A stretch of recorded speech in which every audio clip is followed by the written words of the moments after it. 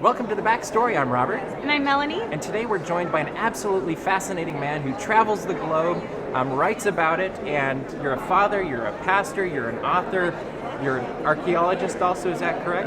We won't use that word Not too that loudly. word, okay. But we're joined by Jim Rankin, and he's got a fantastic book called Jesus in Ethiopia.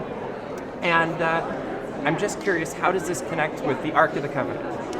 Well, we were actually asked to be involved in an expedition to search for the trail of the Ark of the Covenant. Interesting. That led to a collapse. I actually collapsed on an island where they had claimed the Ark had been.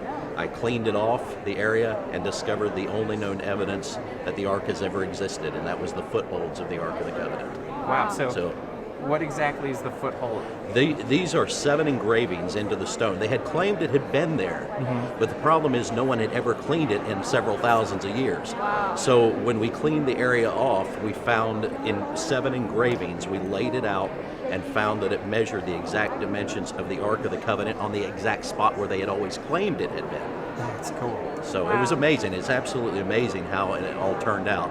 And that led to them believing God had sent me to them, and they started revealing and showing other things.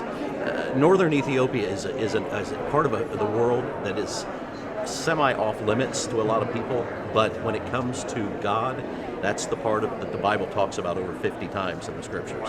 So. Wow.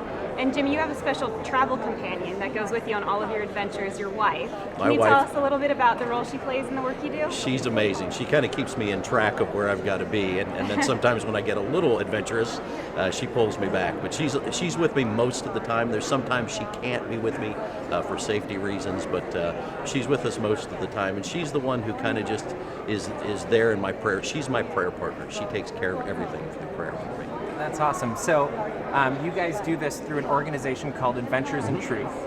How did that come about? Adventures in Truth started as an article that I was writing about archaeological finds. Over the last 100 years, God has revealed more sites, documents at any time in history.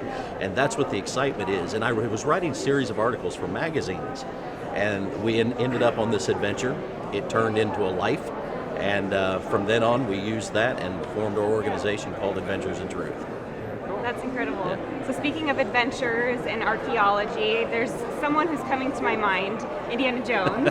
Do you have a favorite Indiana Jones movie? I'm preference to Indiana Jones and the Last Crusade. Okay. Oh, nice. That's a good one. Just because that's not the subject matter that you're actually... No, but it's funny that Sala from the movies, John Rhys Davies, has become a friend of ours, and he shared some intimate things about the time he spent as a boy in Ethiopia. So. Wow, that's very cool. So my last question is, I'm sure you've had a lot of interesting adventures, both in where you've gone, but also in what you've eaten.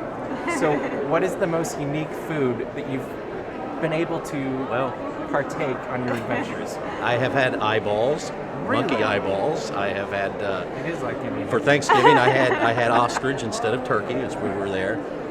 The most interesting thing that Ethiopians eat, and you can get at most Ethiopian restaurants, even in the United States, is called injera bread.